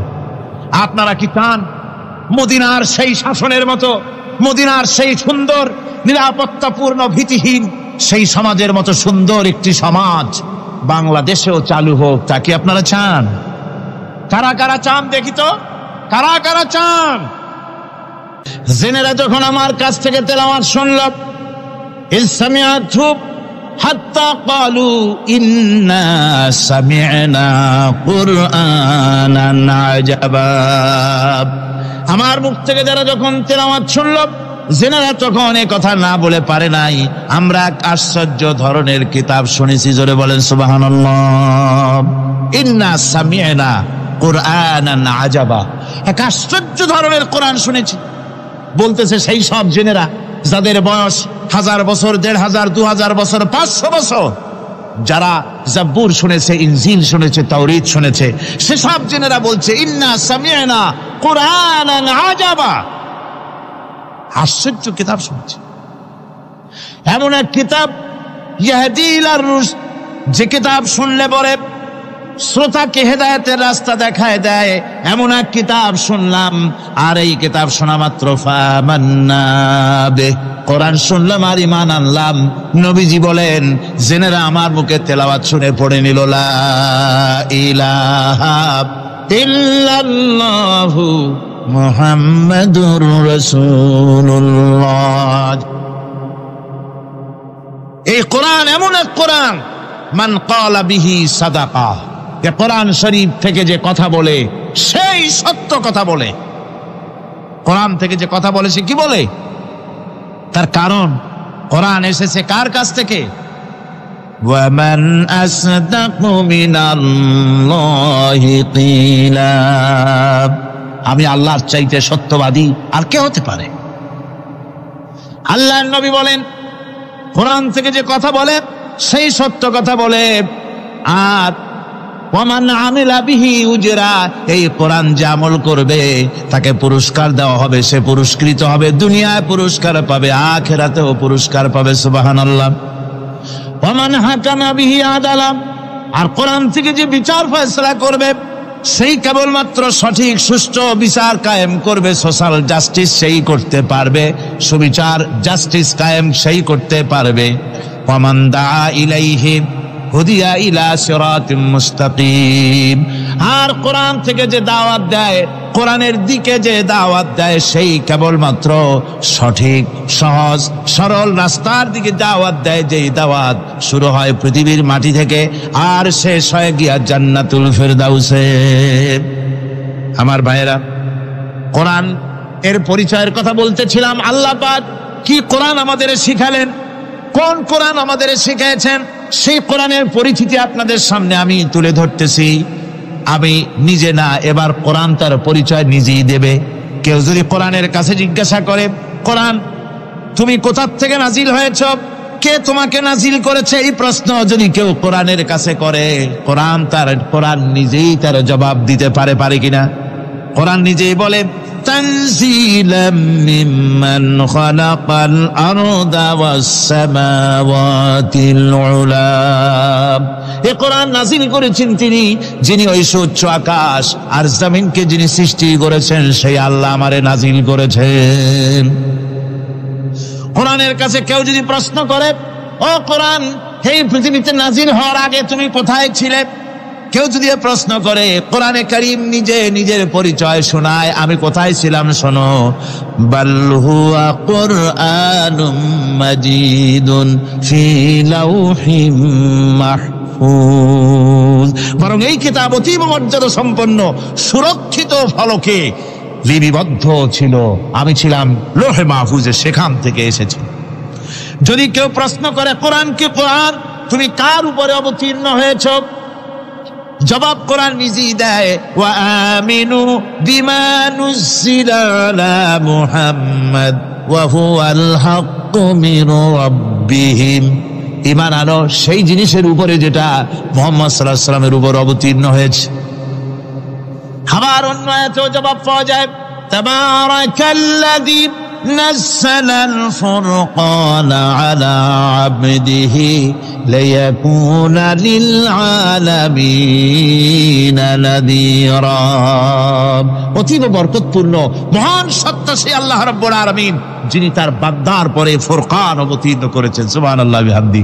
কোরআনের নাম আমি বলেছিলাম শুধু কোরআন নয়, অনেক নাম আছে। কোরআনের আরেক নাম ফুরকান, কোরআনের আরেক নাম কি? আল ফারকু বাইনাল হক্কি ওয়াল বাতিল। কোরআন হচ্ছে সেই মহাসত্য যা মিথ্যা এবং সত্যের মধ্যে পার্থক্য সূচিত করে, মঙ্গল এবং অমঙ্গলের মধ্যে পার্থক্য সৃষ্টি করে, যা সত্য এবং মিথ্যার মধ্যে তাফরিকা সৃষ্টি করে, সত্যকে মানুষকে বুঝিয়ে দেয়, তার নাম হচ্ছে ফুরকান। এবার যদি প্রশ্ন করা হয়, ও কোরআন, বুঝলাম তুমি লৌহে মাহফুজে ছিলে, বুঝলাম তুমি নবীজির উপরে নাজিল হয়েছ, এবার বলো তুমি কোন মাসে নাজিল হয়েছ, তুমি তো আসছিলা প্রথম কোন মাসে নাজিল হয়েছ, এ প্রশ্ন যদি কেউ করে, কোরআন তার জবাবে বলবে, শাহরু রমাদানাল্লাযী উনজিলা ফীহিল কুরআন, রমজানের পবিত্র মাসে আমি অবতীর্ণ হয়েছি। সুবহানাল্লাহ। যদি প্রশ্ন করা হয়, রমজানে তো আসছো, কিন্তু প্রথম নাজিল হয়েছিল কোন সময়, ওটা কি দিন ছিল না রাত ছিল? কোরআন তার জবাবে বলে, ইন্না আনজালনাহু ফি লাইলাতিল কদর, কদরের পবিত্র রাতে আমি এই পৃথিবীতে আমার আগমন ঘটেছিল। যদি প্রশ্ন করা হয়, বুঝলাম সবই, কেন নাজিল হয়েছে তুমি, এই পৃথিবীতে তোমার আসার উদ্দেশ্য কি, মূল কাজটা কি, এই প্রশ্ন যদি করা হয়, কোরআনে কারীম তার জবাবে বলে, শোনো কেন এসেছি, লিতুখরিজান নাসা মিনাজ যুলুমাতি ইলান নূর, আমার মিশন হচ্ছে গোটা বিশ্ব মানবতাকে পুঞ্জীভূত জমাট বাঁধা অন্ধকারের ভেতর থেকে টেনে বের করে আলোর সন্ধান দিতে, আলোর দিকে আনার জন্য আমি কোরআন নাজিল হয়েছি। গোটা পৃথিবীর মানুষ আছে অন্ধকারের ভিতরে। কিসের মধ্যে? অন্ধকার কি? অন্ধকার হচ্ছে পুঁজিবাদ, অন্ধকার সমাজতন্ত্র, অন্ধকার ধর্ম নিরপেক্ষতাবাদ, অন্ধকার জাতীয়তাবাদ। মানুষের তৈরি করা যত মতবাদ সব কি? জোরে কন, সবগুলি কি? অন্ধকার। এই অন্ধকারের ভেতর থেকে মানুষগুলিকে টেনে আনবে কোরআন কিসের দিকে? আলোর দিকে। এবার যদি প্রশ্ন করা হয়, বুঝলাম তুমি অন্ধকার থেকে আলোর দিকে নিয়ে আসবে, আলোর দিকে আসলে পরে ফায়দাটা কি হবে? মূল ফায়দাটা বুঝায় দাও, আসল ফায়দা কি হবে তোমারে যদি মানি? কোরআন তার জবাব দেয়, নিজের পরিচয় নিজে তুলে ধরে, ফামান তাবিআ হুদায়া ফালা খাউফুন আলাইহিম ওয়ালা হুম ইয়াহজানুন। এই কোরআনকে যদি মেনে চলো, এই কোরআনের আইন যদি মানো, সমাজে মানো, ব্যক্তিতে মানো, পরিবারে মানে, রাষ্ট্রে মানো, জীবনের সব ক্ষেত্রে সমস্ত জায়গায় যদি এই কোরআনকে মেনে চলো, ফালা খাউফুন আলাইহিম, তাহলে তোমাদের কোনো ভয় থাকবে না, ওয়ালা হুম ইয়াহজানুন, কোনো চিন্তাও থাকবে না। কিসের ভয় থাকবে না? কোরআনের আইন মেনে যদি চলো সমাজে ও রাষ্ট্রে, চুরির ভয়, ডাকাতির ভয়, জিনার ভয়, হত্যার ভয়, সন্ত্রাসের ভয় কোনো ভয় থাকবে না। ওয়ালা হুম ইয়াহজানুন, চিন্তাও থাকবে না। খাওয়া পড়া, শিক্ষা, চিকিৎসা, বাসস্থান, এগুলির কোনো চিন্তা থাকবে না। কোরআনের সমাজে সব কিছুর গ্যারান্টি দেওয়া হবে, সবগুলি পেয়ে যাবে। এখন যদি আবার প্রশ্ন করা হয়, কোরআন বুঝতাম তোমারে মানলে পরে সব ফায়দা হবে, তাহলে এবার জবাব দাও, তোমার ভিতরে কি রাজনীতি আছে নাকি? আমি তো মানুষ, আমার রাজনীতি করা লাগে। Man is social animal. আমরা তো জঙ্গলের পশু নই, আমরা তো মানুষ। আমাদের সমাজ আছে, আমাদের পৌর নির্বাচন আছে, আমাদের জাতীয় নির্বাচন আছে, আমাদের কলকারখানা আছে, জমিন আছে, আমাদের রাজনীতি, অর্থনীতি, সমাজনীতি আছে, পারিবারিক নীতি আছে, অনেক নিয়ম মালা আছে, নিয়ম নীতি আছে। তোমারে মানলে তোমার ভিতরে কি ওগুলো আছে নাকি সে কথা বলো। কোরআন তার জবাবে বলে, وَنَزَّلْنَا عَلَيْكَ الْكِتَابَ تِبْيَانًا لِكُلِّ شَيْءٍ وَهُدًى وَرَحْمَةً وَبُشْرَى لِلْمُسْلِمِينَ। কোরআন জবাবে বলে, শুনে রাখো, শুধু অর্থনীতি সমাজনীতি নয়, শুধু রাজনীতি আর শিক্ষানীতি, যুদ্ধনীতি নয়, তোমার জীবনে যা কিছু দরকার, ইহকালে যা কিছু দরকার, পরকালে, সব কথাগুলি আল্লাহ রব্বুল আলামিন আমি কোরআনের সিনার ভিতরে খুলে খুলে বর্ণনা করে দিয়েছেন। সব কথা এ কোরআনে কারীমের ভিতরে রয়েছে। তোমার এমন কোনো জিনিস নাই যা তুমি কোরআনে কারীমের মধ্যে পাবে না। তোমার সমস্ত প্রয়োজন আমার বুকের মধ্যে আল্লাহ দিয়ে দিয়েছেন। বিজ্ঞান আছে, দর্শন আছে, ইতিহাস আছে, সব আছে এর মধ্যে। তবে কোরআনের মধ্যে বিজ্ঞান আছে বলে আমি এটাকে বিজ্ঞানের কিতাব বলবো না, দর্শন আছে বলে দর্শনের কিতাব আমি বলবো না, রাজনীতি আছে বলে কোরআনকে আমি রাজনীতির কোনো কিতাব বলবো না। কোরআন তাহলে কি? কোরআন হচ্ছে অর্থনীতি, সমাজনীতি, রাজনীতি, পারিবারিক নীতি, মানুষের জীবনের যা কিছু প্রয়োজন, সমস্ত নীতিমালার নীতি গ্রন্থের নাম হতেছে কোরআনে কারীম। সমস্ত নীতিমালার নীতি গ্রন্থ কোরআন। এখানে রয়েছে সব কিছুর উৎস, যেটা গ্রহণ করলে পরে মানুষ আরামে থাকতে পারবে। অমুসলিম নাগরিক বৃন্দ তাদের নাগরিক মর্যাদা পাবে। মুসলমান, কৃষক, নারী, চিকিৎসা, কৃষিবিদ, সাধারণ মানুষ, রং, বর্ণ, ভাষা নির্বিশেষে গোটা মানব সভ্যতা আরামে বাস করতে পারবে। পশু পাখিও আরামে থাকবে, গাছপালাও আরামে থাকবে, যেহেতু নির্দেশ হয়েছে বিনা প্রয়োজনে গাছের পাতাটিও ছিল না। ইসলামের সমাজ যদি চালু হয়, গাছেরাও আরাম পাবে, পাহাড়ও আরাম পাবে। চট্টগ্রামের লোকেরা যেভাবে পাহাড় কাটা আরম্ভ করেছে, এটা বড় দুঃখজনক। জুমলায় মোতারেজা একটা বলে দিলাম, অপ্রাসঙ্গিক হলেও জরুরি কথা। আপনারা পাহাড় কাটতেছেন না, আপনাদের নিজেদের পায়ে নিজেরা কুড়াল মারতেছেন। খবরদার পাহাড় কাটবেন না। আল্লাহর প্রকৃতির ভারসাম্য আপনারা নষ্ট করছেন বলে ওজোন স্তরে ফাটল ধরেছে, তা রিপেয়ার করার জন্য আজকে বিশ্বের সব বিজ্ঞানীরা হতাশ হয়ে গিয়েছে, পাগল হয়ে গেছে। কেমনে এই ওজোন স্তরের ফাটলকে রিপেয়ার করব? ওজোন স্তরটা কি? ওজোন স্তর হচ্ছে সুবহানাল্লাহ, আল্লাহর যে কত দয়া। সূর্য, সেই সূর্যের রয়েছে আলট্রা ভায়োলেট রে, যাকে বাংলায় বলা হয় অতি বেগুনি রশ্মি। যে রশ্মিটা সৃষ্টি জগতে যদি আসে আর তা যদি কোনো প্রাণীর শরীরকে টাচ করে, তাহলে সমস্ত প্রাণী ক্যান্সার হয়ে, এক্সিমা হয়ে, বিথহাউস হয়ে, অ্যাজমা হয়ে সমস্ত প্রাণী মরে যাবে, কেউ বাঁচবে না। মারাত্মক রশ্মি। সেই রশ্মিটা যাতে সৃষ্টি জগৎকে টাচ করতে না পারে, সেজন্য আল্লাহ পাক একটা ওজোন স্তর তৈরি করেছেন। ওখানে এসে ওটা বাধাপ্রাপ্ত হয়, পৃথিবীর মাটিতে আসে না। যা কিছু পৃথিবীর মানুষের জন্য, পৃথিবীর জন্য কল্যাণকর, সেগুলি সূর্য থেকে আসতে থাকে। সুবহানাল্লাহ ওয়া বিহামদি। যেটা ক্ষতিকর, সেটা আল্লাহ পাক আটকায় রাখেন। এখন সেই ওজোন স্তরে ফাটল ধরলো। কেমনে ফাটল ধরলো? ফাটল আপনি আমি ধরাইছি। আপনি বলবেন যেটা কেমন কথা, আমি তো ওইখানে যাই নাই, আমি ফাটল ধরাইলাম কেমনে? ওই যে সেই আপনার প্রাইমারি স্কুলে ভিজিট করতে গিয়েছিলেন ইন্সপেক্টর, তারপরে প্রাইমারি না হাই স্কুল ভিজিট করতে গেছে, যায়া জিজ্ঞেস করছে ছেলেরা কি পড়ছো? বল ইতিহাস। ঠিক আছে, ইতিহাস থেকেই প্রশ্ন করব। বলতো চীনের প্রাচীর কে ভেঙেছে? ছেলেরা জবাব দিচ্ছে, তুমি বলো, তুমি বলো। কেউ বলছেন। বেঞ্চের কোনা যে ছেলেটি, সে বলছে সর্বনাশ, কেউ যখন স্বীকার করে না, এটা তো আমার মাথায় আসবে। সব শেষ ইন্সপেক্টর তাকে বলছে, তুমি বলো তো কে ভেঙেছে চীনের প্রাচীর? কয় স্যার, গ্রামে আমার দুষ্টমির যথেষ্ট বদনাম আছে, কিন্তু চীনের প্রাচীর ভাঙার মতো দুষ্কর্ম আমি করি নাই। ইন্সপেক্টর খুব রেগে গেলেন, মাস্টারের দিকে তাকালেন, এই বুঝি আপনার ইতিহাস পড়ানো? মাস্টার ইন্সপেক্টরের বিরক্তি ভরা মুখ দেখে বলছেন, স্যার রাগ করবেন না, এসব ছাত্র তো আমার, ওদের অবস্থা তো আমি জানি। আপনি আসছেন ঢাকা থেকে, আপনি জানবেন কি? আমি হলপ করে বলতে পারি আমার ক্লাসের কোন ছাত্র চীনের প্রাচীর ভাঙে নাই। ইন্সপেক্টর রাগ হইয়া চলে গেছে হেডমাস্টারের রুমে, যায় বলছে যে আমি আপনার স্কুলের গ্রান্টকে আমি নাকচ করে দেব, মঞ্জুরি আমি ক্যান্সেল করে দেব। কেন? এই অবস্থা। হেডমাস্টার বলছে, স্যার রাগ করবেন না, আপনার জন্য কিছু টাকা পয়সাও রাখছি হাদিয়া, বড় একটা চর্বিযুক্ত খাসিও জবাও করা হয়েছে, পুকুর থেকে রুই মাছ তোলা হয়েছে। তারপরেও আমার ছাত্ররা, টিচাররা বলার পরেও যদি আপনার সন্দেহ হয়ে থাকে যে আমার ছাত্ররাই ভাঙছে, তো ওই আপনি অসন্তুষ্ট হবেন না, রাগ করবেন না। স্যার ওই প্রাচীর ভাঙতে যা খরচ লাগে আমি কিছু খরচ দেবো, তো আপনি রাগ করেন না।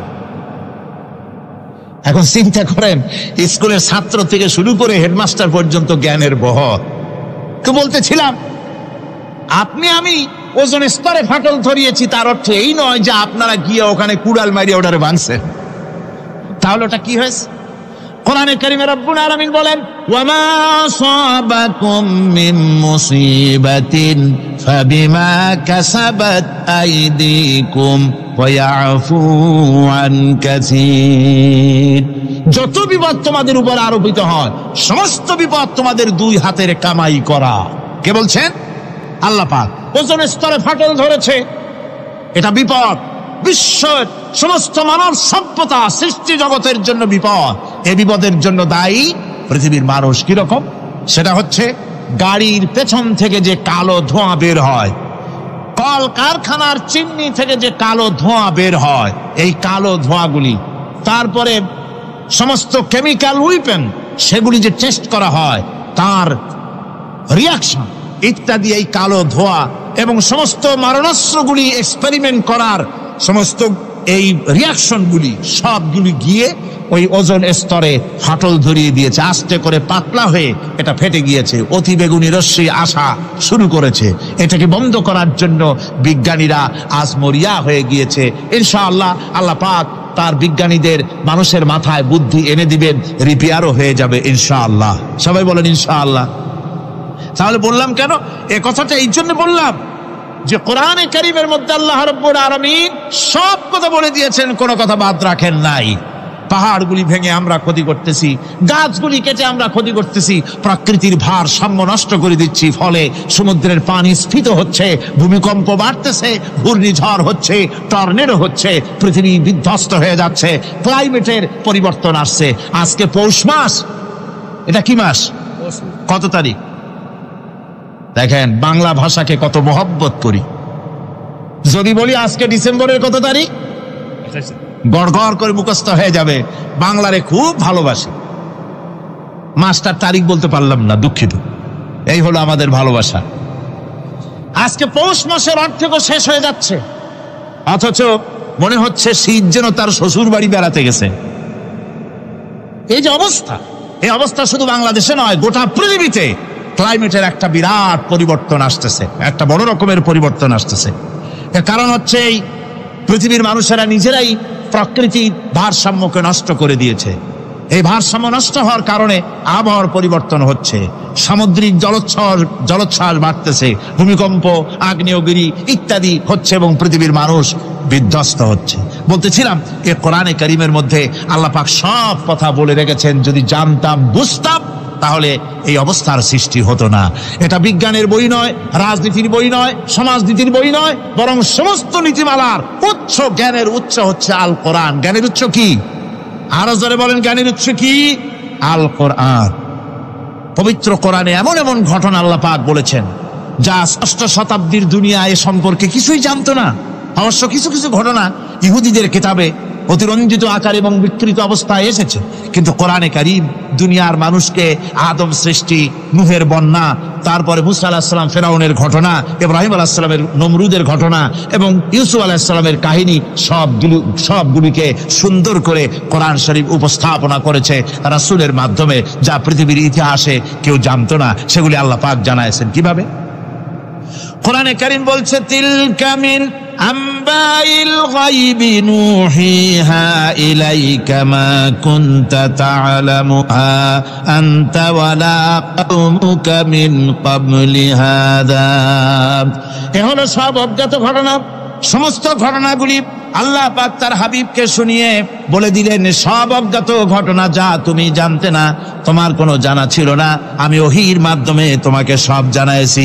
ইউসুফ আলাইহিস সালামকে যখন তার ভাইয়েরা কুয়ার মধ্যে ফেলে দিতেছিল তখন তুমি উপস্থিত ছিলে না, এই ঘটনা ওহীর মাধ্যমে আমি জানালাম। মুসা আলাইহিস সালামকে যখন ফেরাউন দরিয়ার ভিতরে ফেলে দিল, সেই সময় তুমি সিনাই পর্বতের পাশে দাঁড়িয়ে সব দৃশ্য লক্ষ্য করনি, অথচ আমি ওহীর মাধ্যমে সব তোমাকে খুলে খুলে বলে দিয়েছি। আল্লাহ পাক সমস্ত ঘটনাগুলিকে বলে বলে কোরআন শরীফের মধ্যে সব সাজিয়ে দিলেন, বলে দিলেন। তিনি বললেন, ওয়ামা কুনতা বিজানিবিল গারবি ইয কাযাইনা ইলা মুসাল আমরা ওয়ামা কুনতা মিনাশ শাহিদিন। ফিরআউন যে মুসার সঙ্গে যে ব্যবহারটা করলো, এ সময় সেখানে তুমি উপস্থিত ছিলে না, আমি ওহীর মাধ্যমে তোমাকে তা জানিয়েছি। كذلك نقص عليك من أنباء ما قد سبق وقد آتيناك من لدنا ذكرا। আল্লাহ পাক বলেন, এভাবে আমি আপনার কাছে অতীত ঘটনাবলী ওহীর মাধ্যমে নিখুঁতভাবে আপনার সামনে সব বলে দিয়েছি। আমার ভাইয়েরা, এই বিশ্বলোকে ঊর্ধ্ব লোক সম্পর্কে নিয়ে ভুল তথ্য বর্ণনা আল্লাহ পাক করে দিয়েছেন কোরআনের মাধ্যমে। 1665 খ্রিস্টাব্দে স্যার আইজাক নিউটন তিনি আবিষ্কার করলেন মাধ্যাকর্ষণ শক্তিকে। এই মাধ্যাকর্ষণ শক্তি, ল অফ গ্রাভিটেশন, এ সম্পর্কে মানুষের এর থেকে কিছু জানলো, কিন্তু আজ থেকে 1400 বছর আগে আল্লাহ রাব্বুল আলামিন তার উম্মি নবী, যিনি কোনো বিজ্ঞানাগারে লেখাপড়া করেন নাই, কোনো সায়েন্স রিসার্চ করেননি, যিনি কোনো কলেজ ইউনিভার্সিটিতে পড়াশোনা করেননি, তার মাধ্যমে জানিয়েছেন মাধ্যাকর্ষণ শক্তির কথা। কোরআন বলছে, ইন্নাল্লাহা ইউমসিকুস সামাওয়াতি ওয়াল আরদা আন তাজুলা। এই পৃথিবী এবং সমস্ত গ্রহ উপগ্রহকে আল্লাহ পাক বলছেন, আমি এমন এক শক্তি দিয়েছি যে শক্তির মাধ্যমে একটা আরেকটাকে আকর্ষণ করে রাখছে। এই পৃথিবীতে মাধ্যাকর্ষণ শক্তি শুধু পৃথিবীর নাই, সূর্যের আছে, মঙ্গলের আছে, নেপচুনের আছে, ইউরেনাসের আছে, বৃহস্পতির আছে।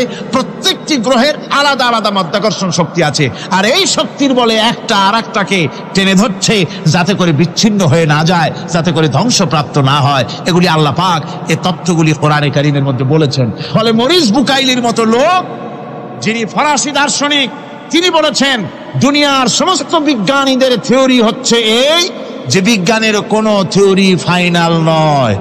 আজ একটা হচ্ছে, কাল সেটাকে পরিবর্তন করে নতুন আর এক থিওরি আসতেছে। কিন্তু কোরআনে কারীমের মধ্যে আমি, কে বলতেছেন এ কথা? না না না, মরিস বুকাইলি বলছে কোরআন শরীফের ভিতরে আমি যে বিজ্ঞানের তথ্য পেয়েছি, থিওরি পেয়েছি, তার কোনো পরিবর্তন আজও হয় নাই, ভবিষ্যতেও হওয়ার কোনো সম্ভাবনা নাই। মরিস বুকাইলি মনে করেছিলেন বেদ আর বাইবেলে যেমন ভুল আছে, কোরআন শরীফে ওই রকম ভুল আছে, নাউজুবিল্লাহ।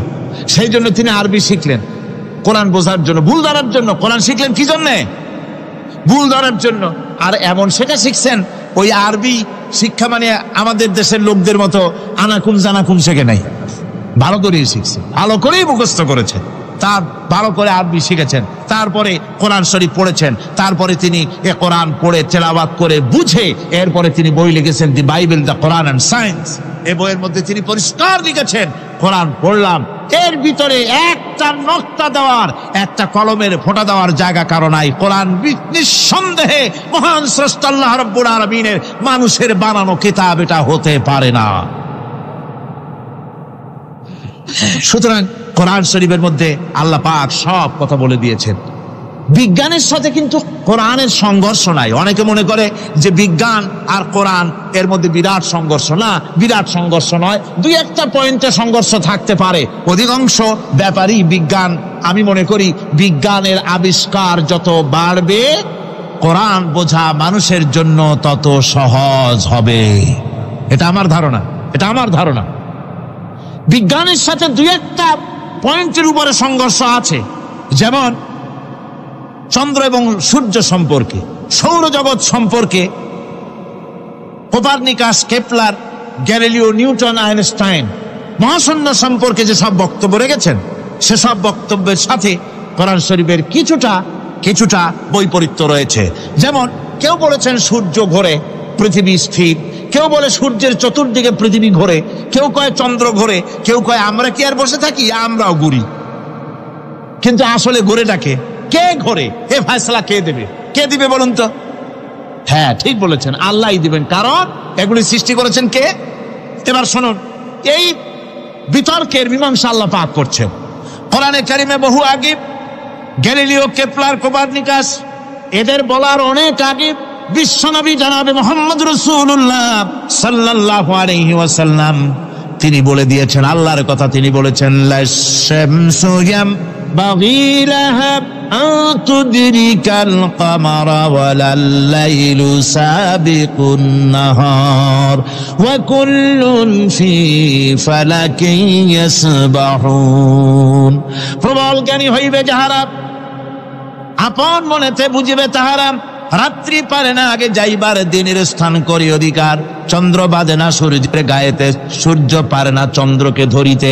যার যে স্থান বহাল রাখিয়া ভ্রমণ করিছে খোদাকে ডরিয়া। আল্লাহ রাব্বুল আলামিনকে ভয় করে সব ঘুরছে, চাঁদও ঘোরে, সূর্য ঘোরে, মঙ্গল ঘোরে, ইউরেনাস ঘোরে, বৃহস্পতি ঘোরে, পৃথিবীও ঘোরে। সব ঘুরছে তো ঘুরছেই, বন বন করে ঘুরছে একটা নির্দিষ্ট কক্ষপথে, আপন আপন কক্ষপথে ঘুরছে, যার ফলে অ্যাক্সিডেন্ট হয় না। সুবহানাল্লাহ, জোরে বলেন সুবহানাল্লাহ। নির্ধারিত কক্ষে ঘুরছে,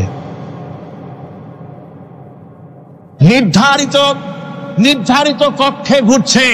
এর কক্ষগুলি আল্লাহ পাক ঠিক করে দিয়েছেন, সেই কক্ষে ঘুরতেছে, একে অপরের পথ অতিক্রম করতেছে না। আবার ওই মহাশূন্যের ভেতরে রয়েছে ব্ল্যাক হোল। ব্ল্যাক হোল কি? ব্ল্যাক হোল হচ্ছে একটা বিরাট অন্ধকার গহ্বর, একটা মৃত্যুকূপ। এত বড় বিরাট ব্ল্যাক হোল মহাশূন্যে আছে, বিজ্ঞানীরা হয়রান হয়ে গেছে। তার এত বড় শক্তি, সে শুধু তারা খায় না, কোন তারকা ঘুরতে ঘুরতে যদি তার কাছে এসে যায় তারাকে খেয়ে ফেলে। কোন আলো যদি কাছে আসে, আলো শুষে নিতে নিতে আলো যার থেকে এসেছে সেটাকেও শেষ করে ফেলে। এ ধরনের একটা দারুণ আকর্ষণী শক্তি তার মধ্যে আল্লাহ সৃষ্টি করেছেন। একটা ব্ল্যাক হোল আছে মহাশূন্যের ভিতরে, সূর্য, চন্দ্র, গ্রহ, নক্ষত্র। যে সূর্য পৃথিবীর চাইতে 13 লক্ষ গুণ বড়, এমন 2 কোটি সূর্য খাইয়া হজম করতে পারে এত বড় ব্ল্যাক হোল আল্লাহ তৈরি করে রেখেছেন মহাশূন্যের উপরে। রয়েছে মিল্কি ওয়ে, রয়েছে গ্যালাক্সি, অন্তত 10,000 কোটি, 10 সহস্র কোটি তারকা দিয়ে সমৃদ্ধ গ্যালাক্সি মিল্কি ওয়ে, যেটা অন্ধকার রাত্রে, তারকা সজ্জিত রাতে উত্তর দক্ষিণ দিকে টানা একটা পথের মতো দেখা যায়। এটা হচ্ছে গ্যালাক্সি, এইটাকে বলা হয় মিল্কি ওয়ে। এটা হচ্ছে ছায়াপথ। অসংখ্য তারকা এর মধ্যে রয়েছে। কত বড় বড় তারকা, অনেক দূরে। তাই আমরা দেখি বিন্দু বিন্দু, আসলে কি বিন্দু না। কত বড় জানেন? বিজ্ঞানীরা বলেছেন দৈত্যের মতো বিরাট বিরাট তারকা আছে, যে সূর্য পৃথিবীর চাইতে 13 লক্ষ গুণ বড়। এরকমের সূর্যের অন্তত 3 কোটি সূর্য খাইয়া হজম করতে পারে এরকম অসংখ্য তারকা মিল্কি ওয়ের ভিতরে আল্লাহ সৃষ্টি করেছেন। সুবহানাল্লাহ বিহামদিহি, সুবহানাল্লাহ। আর মানুষ লাফায়, 4 আঙ্গুল মানুষ খালি লাফ দেয় মোষ কতগুলো রাখিয়া, আনন্দে লাফা। কি শক্তি তোমার! মহাশূন্যের তুলনায় এই পৃথিবীর অবস্থান কি জানেন? এই জন্য যত বেশি পড়াশোনা করবেন মাথা নত হয়ে যাবে। কমিউনিস্ট হয় ছাগলেরা, বুদ্ধিমান কোনোদিন কমিউনিস্ট হয় না। কারা কমিউনিস্ট হয়? ছাগলগুলি, যাদের আকল নাই, যাদের জ্ঞান নাই, বুদ্ধি নাই, ওরাই কমিউনিস্ট হয়। কোন চিন্তাবিদ, কোন বিজ্ঞানী কমিউনিস্ট হয় না। মাথা নত হয়ে যায়, আল্লাহর এই সৃষ্টি দেখে পাগল হয়ে যায়। নিঃসন্দেহে আল্লাহ আছেন, নইলে পরে এগুলি হয় কি করে? আমি চিন্তা করে পাই না কমিউনিস্ট হয় কেমনে, কতখানি পাগল হইলে হয়। ছোট্ট একটা রুমাল দেখলে মনে করি কোন তাঁতি এটারে বানাইছে। একটা এই কি জানি কয় মাইক দেখলে মনে করি কেউ এটাকে বানাইছে। টেবিল দেখলে মনে করি কেউ বানাইছে। ফ্রিজ দেখলে মনে করি বানাইছে কেউ।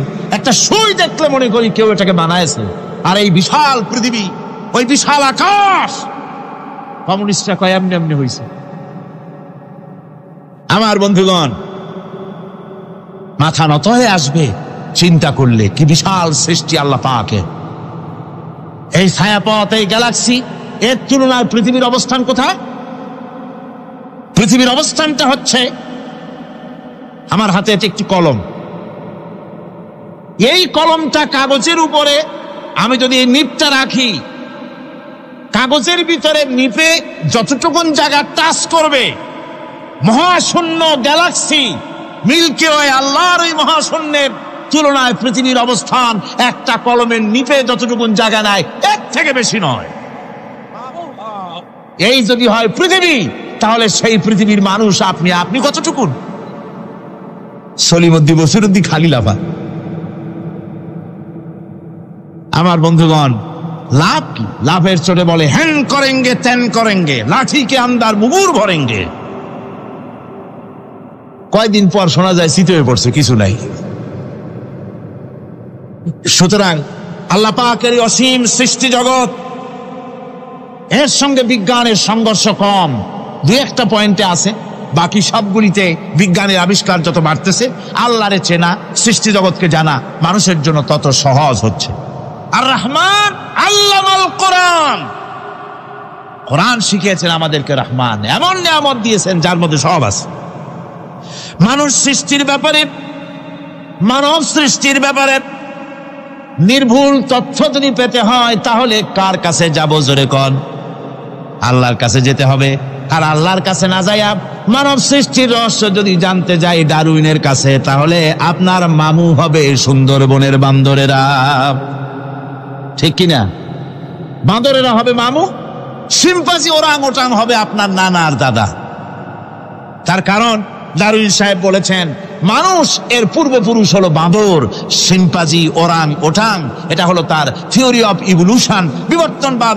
এই বিবর্তনবাদের থিওরি পেশ করতে গিয়ে তিনি বলেছেন মানুষ হলো বান্দরের জাত।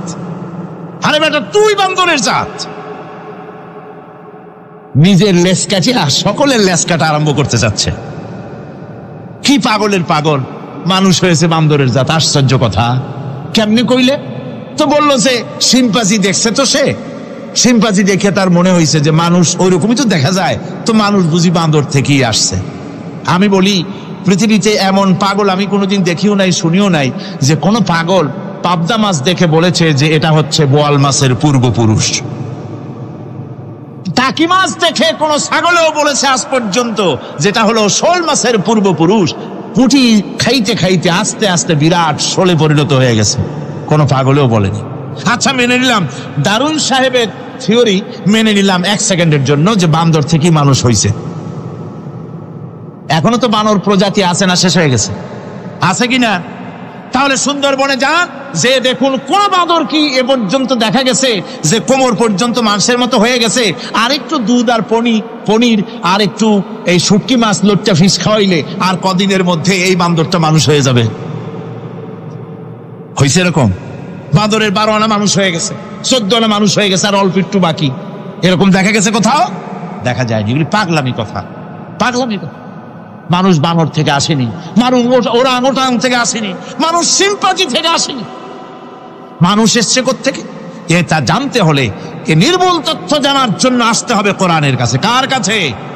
আল্লাহ রাব্বুল আলামিন তার হাবিবের মুখ থেকে মানব সৃষ্টি রহস্য তিনি উদ্ঘাটন করে দিয়েছেন। তিনি বলেছেন, দুনিয়াবাসীকে শুনিয়েছেন, ফালয়ানজুরিল ইনসানু মিম্মা খুলিক خلق من ماء دافق يخرج من بين الصلب والترائب।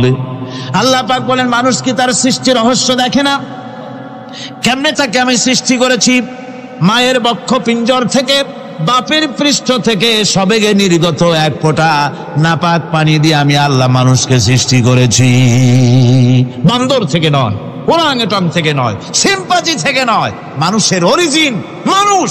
আদম থেকে তোমরা জন্মগ্রহণ করেছো, আদম এসেছে মাটি থেকে, তোমরা এসেছো আদম থেকে। সুবহানাল্লাহি ওয়া বিহামদি। এটাই হলো মানব সৃষ্টি রহস্যের কথা আল্লাহ পাক বলে দিয়েছেন। অন্যত্র আল্লাহ বলেন, ইন্না খালাকনাকুম মিন তুরাবিন সুম্মা মিন নুতফাতিন সুম্মা মিন আলাকাতিন সুম্মা মিন মুদগাহ। নিষ্প্রাণ মাটি থেকে তোমার উৎপত্তি হয়েছে, আর এই নিষ্প্রাণ মাটি দিয়ে তোমাকে তৈরি করা হয়েছে। এগুলি মাতৃগর্ভের ভিতরে গিয়া নাপাক পানি ফোঁটা জমাট রক্ত হয়েছে, গোশত হয়েছে, তারপরে মানুষের আকৃতি দিয়েছি, আর এরপরে বাচ্চার আকারে মায়ের পেট থেকে আমি আল্লাহ মানুষ করে তোমাকে বের করেছি।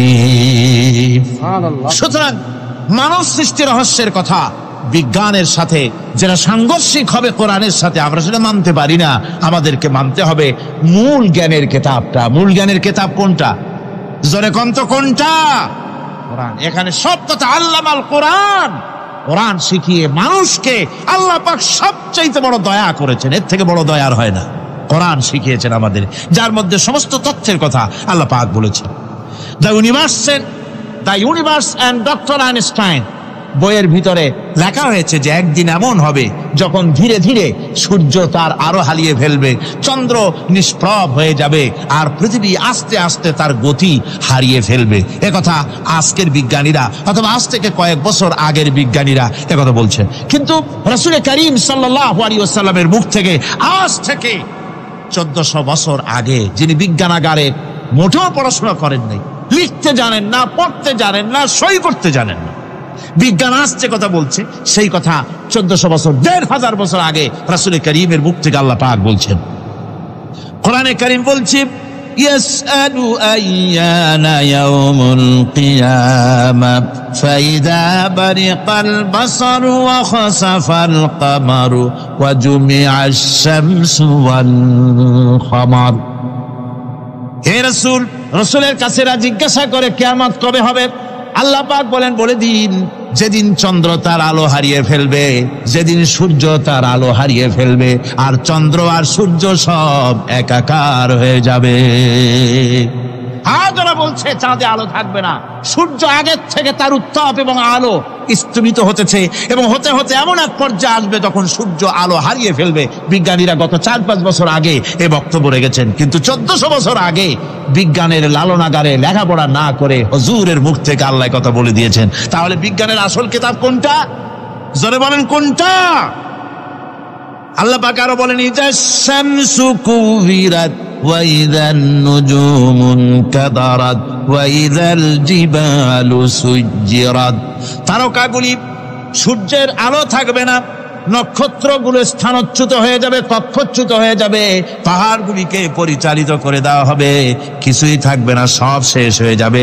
বিজ্ঞানীরা আজ বলতেছে যে সব শেষ হয়ে যাবে, কিছুই থাকবে না, সব শেষ হবে। বিজ্ঞানীরা বলতেছেন, কোরআন অনেক আগে বলেছে, কুল্লু মান আলাইহা ফান ওয়া ইয়াবকা ওয়াজহু রাব্বিকা যুল জালালি ওয়াল ইকরাম।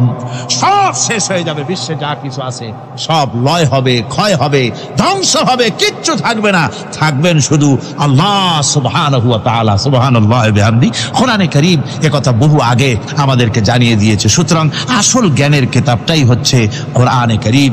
এই কোরআনের কাছে আমরা যত যেতে পারবো, যত কোরআন বুঝতে পারবো, ততই আমাদের জন্য আমরা সমৃদ্ধ হতে পারবো। আমাদের উপর আল্লাহর রহমত আসবে, আমরা সমাজ চালাতে পারবো, আমরা দেশ চালাতে পারবো, আমরা দুনিয়ায় শান্তি পাবো, আমরা আখিরাতেও মুক্তি লাভ করতে পারবো। কোরআনে কারীম সমস্ত বিজ্ঞানের উৎস, দর্শনের উৎস। এইটা না জানলে কিছুই জানা হয় না, এইটা জানা হলে সব জানা হয়। পণ্ডিত আপনার ডক্টর শহীদুল্লাহ, আল্লাহ জান্নাত নসিব করুন, সবাই বলুন আমিন। তিনি বলতেন, বড় বড় সেমিনারে গিয়ে বলতেন তিনি, যে আপনারা যারা বক্তব্য রাখতে এসেছেন, জনগণকে বলছি না, যারা বক্তব্য রাখতে এসেছেন, MA পাস করেছেন, ডিগ্রি করেছেন, PhD করেছেন, এভারসিএস করেছেন, বহু কিছু ডিগ্রি আপনারা লাভ করেছেন, নামের আগে 6 হাত লম্বা ডিগ্রি আপনারা লাগাইছেন, আপনারা পণ্ডিত ঠিকই, কিন্তু এই কোরআন শরীফের জ্ঞান যদি আপনাদের না থাকে, আপনারা পণ্ডিত, তবে আপনারা মূর্খ পণ্ডিত। কি পণ্ডিত? কি পণ্ডিত? মূর্খ পণ্ডিত। ওরা বলে যে মৌলবীরা জানে কি, মৌলবীরা জানে কি? আরে ভাই, মৌলবীদের কাছে তো আসল জ্ঞান আছে। সুবহানাল্লাহি ওয়া বিহামদিহি। এখানে সবটা আছে। আপনারা এখানে আসেন, এটা বিশ্বাস করলে আপনি সবটা পেয়ে যাবেন। কোরআন বিশ্বাস করতে পারলে, কোরআন জানতে পারলে আপনি সব জানবেন। কোরআনে কারীমের মধ্যে আল্লাহ পাক কত কথা বলেছেন। এর মধ্যে আছে, আল্লাহ পাক বলেছেন, আফালা ইয়ানজুরুনা ইলাল ইবিলি কাইফা খুলিকাত। এই যে আমি উটগুলোরে বানাইছি, কেমনে বানাইলাম তোমরা কি দেখছো? উট কেমনে বানিয়েছি? মুফাসসিরিনে কেরাম এর উপরে অনেক আলোচনা করেছেন।